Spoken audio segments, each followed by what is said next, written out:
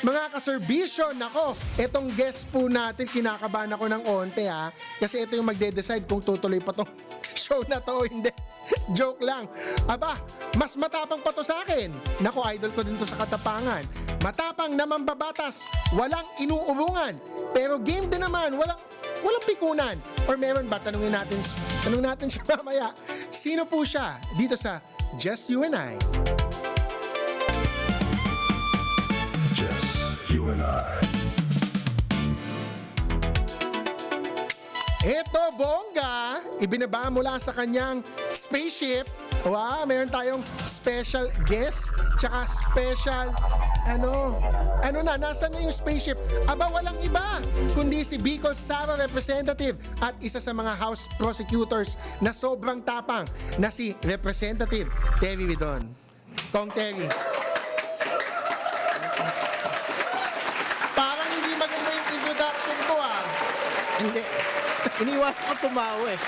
Kasi kanina pa ako natatawa eh. Doon sa pagpapakilala. Pero maraming salamat sa pag-imbita. Okay. Ay, salamat. Akala ko tuloy hindi kayo natutuwa. Kasi mga producers ko nagpasulat no na hindi ako ha. Hindi, okay lang naman. Maraming salamat sa producers mo. Okay. Magagaling sila. Double meaning. Kong Terry, kamusta naman kayo nitong mga nagdaang Lunes at nagdaang ulan? Kayo po ba ay na-traffic, nabaha? Kamusta po kayo? Alam mo na, stranded kami noong unang araw Nung Lunes, di ba, nagkaroon ng impeachment trial? Sa Senado. No, nung pong Lunes. So, naipit kami, hindi kami nakauwi agad. Ano oras na po kayo nakauwi? Gabi na. Kasi syempre, pagkatapos nung paglilitis, meron pang mga post-trial meetings, no? Para i-assess yung buong araw. At syempre, talagang walang galawan. Baha yung Buendia, baha po yung mga major na mga kalsada. So, nagpatila na lang po kami dun sa area. So meron palang ngayon ko lang narinig na bawat araw or after the trial, merong debriefing ang impeachment prosecutors. Meron kayong meeting to assess what happened. Sabihin na natin merong mga pagpupulong. Pagpupulong, syempre, to assess nga siguro what happened no, and what should be done Kung tama ba in na the coming days. tama ba na may nag-object o dapat bang hindi nag-object? Di ba? Siyempre may mga ganun, di ba? Pinag-uusapan nyo din ba dyan sino yung sasalang? Kasi minsan paiba-iba yung private or public prosecutor na sumasalang.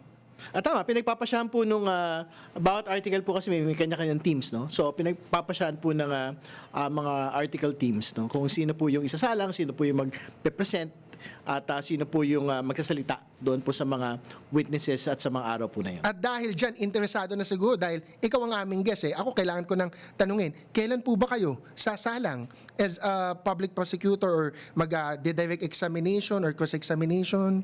Doon po sa Unexplained Wealth article, kasi ako po yung lead prosecutor para po dito. So haharap po tayo sa Senate Impeachment Court. Okay. Pagkaya na po yung panahon. Kaabang-abang kayo pala ang talaga on Unexplained Wealth, which is I think one of the most anticipated articles. Tama po yun kasi syempre hindi may paliwanag na yaman na po ng pangalang Pangulo, yun po nga pinag-uusapan dito. Okay, so far kung this week, syempre may mga nasuspend, madaming nasuspend na trial days, pero may isa tayong trial day na kung saan na-present as a hostile witness itong Special Disbursing Officer na si Ma'am Gina Acosta na nakapag-testify na naman noon pas, pero legislative session yon or inquiry in aid of legislation, naulit niya or inulit niya yung mga inamin niya noon na siya ay nautusan lang at pinasa niya ang pera kay Colonel Lachica. Ano ba ang na-achieve ng ating prosecution team kung quote-unquote naulit lang naman yung testimonya na yun? Well, syempre, totoo na pag-uulit yun nung pong naunang testimonya sa House Committee proceedings, pero kakaiba ho ito kasi it will be subjected to cross-examination eh. So, ibig sabihin, kung ano man ho yung maging dulo nito pong testimonya ni Ms. Acosta, yan po more or less yung version of the truth na tatanggapin po ng Senate Impeachment Court. So, kaibang-kaiba ho yan doon sa House Committee proceedings dahil dito, meron actual na pagpapasya na kung convicted o acquitted ang pangalang Pangulo. Correct. Tsaka syempre yung mga nanonood, inisip nga nila baka inulit lang. Kaso syempre ang defense, they don't accept yung katotohanan doon sa mga transcript sa House hearings. So kaya kailangan talagang ulitin, masabi ulit ni Gina Acosta itong mga testimonya niya sa trial mismo. Tama po ba? Tama po pero syempre malaking bagay po yung pag-uulit eh. Kasi nakita ho talaga natin doon na itinuro pong muli ng hostile witness, Ms. Acosta, nagtatrabaho pa rin up until today sa OVP, na talaga po ang nagbigay ng utos para ibigay yung 125 million. Nakita naman natin, ganun kalaki yung pong pera na ibinigay kay Mr. La Chica on the instruction of the Vice President. So, major po yun na pagpapakita ng actual misuse, not just by Ms. Acosta, not just by Mr. La Chica, but the Vice President herself. I think that was surprising to many of us na hanggang ngayon, nagtatrabaho pa din si Ma'am Gina Acosta sa OVP, kaya siya na-declare na hostile witness. Kaya ako yan sinasabing unusual or surprising. Kasi si Attorney Michael Powa noon, napabalita na din na nag-resign na siya or umalis na siya kay VP Sara. Pero bumalik as spokesperson. So ito pala si Ma'am Gina Acosta, despite sa lahat ng mga pinagdaanan niya, she stuck it out pa pala. She's still with the OVP. Well, wala naman ho tayo syempre value judgment no doon sa kanya pong pagpapasya to stay with the office of the Vice President no dahil kabuhayan naman po ng tao yan at again to be clear wala ho tayong interest na pinsalain yung mga ordinaryong kawani katulad ni Ms. Acosta nakita nyo naman ho how she is during the House proceedings and during the Senate proceedings ang talagang kailangan ng panagutin dito yung ulo yung pong principal Accountable officer. na nag-utos po lahat sila accountable officers Head of agency. pero yung talaga naman pong principal, basically nag-utos nung pagbibigay po ng pera, yun yung pinapanagot po ng paglilitis po na ito. The reason why I ask is kasi nga nasabi din dun sa trial na yun na siya din palang SDO nung Davao days pa. Although of course nag-object yung defense. Do you think that's material or relevant na since parang Davao days si Ma'am Gina Acosta was with VP Sara na din? Tingin ko naman ho, pwede pa rin hong itanong no nung pong prosecution yan over the course of the continuing direct examination kasi nga kung may papakita naman ho yung relevancy ng relationship nung pong Vice President at ni Ms. Acosta as SDO for the OVP and as SDO for the City Government of Davao, tingin ko merong clear relevancy po yun to establish a pattern as to how they had been using confidential funds in the past. Lalo na confidential funds din ang SDO, ang pagiging SDO ni Ma'am Gina Acosta. And based on statistics, di umano, ang Davao City po daw ay is one of the highest, if not the highest, LGU na may confidential funds. Tama po yun. So, I think malaki po talaga yung perang pinag-usapan no, na confidential funds use po ng pong Davao City. So, it's something that is worth looking into whether by trial in the Senate or yung pong outside of it pa. Particularly pagka nagkaroon ng review on confidential funds ng pong local government units. And so far, itong si Ma'am Gina Acosta, na-establish po yung chain of parang money, yung pagpapasa-pasa ng pera, no? Na-present nyo na po yung sa land bank na merong 4 gym bags or duffel bags na yun yung ng pera. Dati si Ramil Madriaga, although hindi nyo pa na-present, yun din ang sinabi, 4 duffel bags. Si Ma'am Gina Acosta, nasabi naman din niya na parang 4 duffel bags ang dating. Ang tanong syempre ng taong bayan, and like myself, kailan po matatawag yung susunod na chain? Which is, ang sinabi niya, inutusan lang siya na ibigay kay Colonel La Chica or Colonel Nolasco. Paano po natin malalaman? Kasi sa House hearings, never po na-inquire or natanong si Colonel La Chica or Colonel Nolasco. Ipapatawag po ba ng ating prosecution team? Anong plano po dun? Well, we will decide po. No? Kasi, alam po niyo, as far as we're concerned from the Gina Acosta testimony, hindi ko more or less complete na yung pong presentation. Kasi, irrespective of what Mr. La Chica actually did with the 125 million, yung nexus po kay Vice President Sara Duterte has been established. Kasi nga, tinuro ho talaga ni Ms. Acosta na the only reason bakit niya binigay yung kay Mr. La Chica ay dahil doon sa utos mismo. So we don't... Pangalawang Pangulo. Basically, yun yung kwento dun sa Notice of Disallowance for 2023. Kaya na loop in si Mr. La Chica doon po sa pagpapasoli po ng pera Despite being just a mere security officer or VPSG, wala siya dapat kinalaman sa disbursing, biglang meron siyang kinalaman dahil nga sa utos. Kasi nga, VP Sara. kasi ang sinasabi ng COA dyan, nagbigay ka ng pera sa isang non-OVP personnel. Na hindi accountable. Oh, and Who shouldn't be disbursing the money? ibig sabihin, dapat naman talaga SDO. Ultimately, yung pong nagbibigay po ng pera na ito, hindi si Mr. La Chica. Sorry, the reason why I press on this, Kong, is because, and this is maybe a tough question, no? Nung house hearing kasi, ang dating sa taong bayan, parang syempre merong special accommodation or medyo hesitant ang house to call AFP people or security people. That's one. Second, kung meron tayong Ramil Madriaga who said na nakakuha siya ng 4 duffel bags from Colonel Chica, if I recall his testimony correctly, no? So, hindi ba kailangan para mapunta tayo kay Ramil Madriaga, pumunta muna tayo kay Colonel La Chica, or hindi na ba natin tatawagan si Ramil Madriaga? Hindi, ano ba yung kailangan natin balikan? Ano ba yung kailangan patunayan? Ang kailangan patunayan, yung pong betrayal of public trust through confidential funds misuse. Misuse. Yan ho yung pinag-usapang bola rito eh. So, ibig sabihin, yung pong other matters, I mean, it's something that we would want to know, of course. Di The ba? public, lalo na. Hindi ba? Pero tingin ko pa lang, yung fact na na-establish po ni Ms. Acosta na, Gina, bigay mo yan kay La Chica. It's a violation Tapos na yung usapan doon. of the law.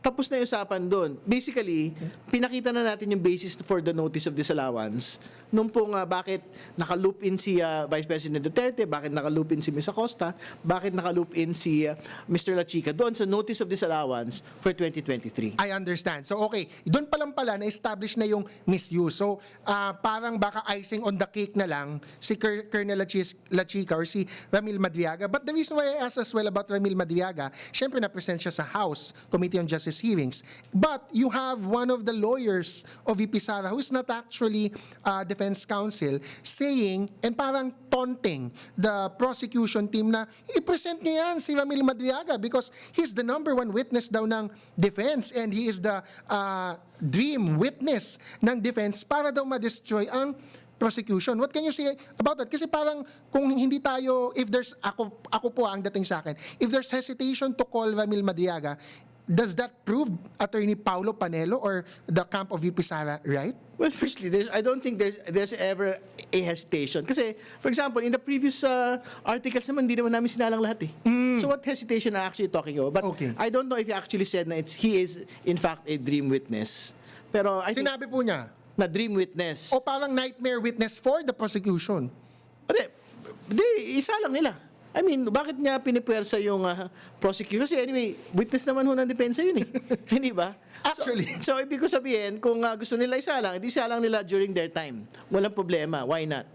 But do you find it weird na hindi naman siya defense lawyer ng impeachment trial mismo and yet he's making those statements na ang sinasabi niya number one witness daw nila sa defense unless biglang surprise lawyer pala siya sa defense. Hindi, mag-enter of appearance muna siya dun sa Senate Impeachment Court. Pwede pa ba Bago yun? niya kami utus-utusan bilang bahagi ng prosecution panel. Pwede pa po ba yun na late in the game may bagong entry of appearance or talina si VP Sara to Fortune Narvasa law firm? Hindi, tingin ko naman, wala naman hong nagbabawal. Kung gusto niya pang isama yung tatay niya na mag-entry of appearance, wala naman problema.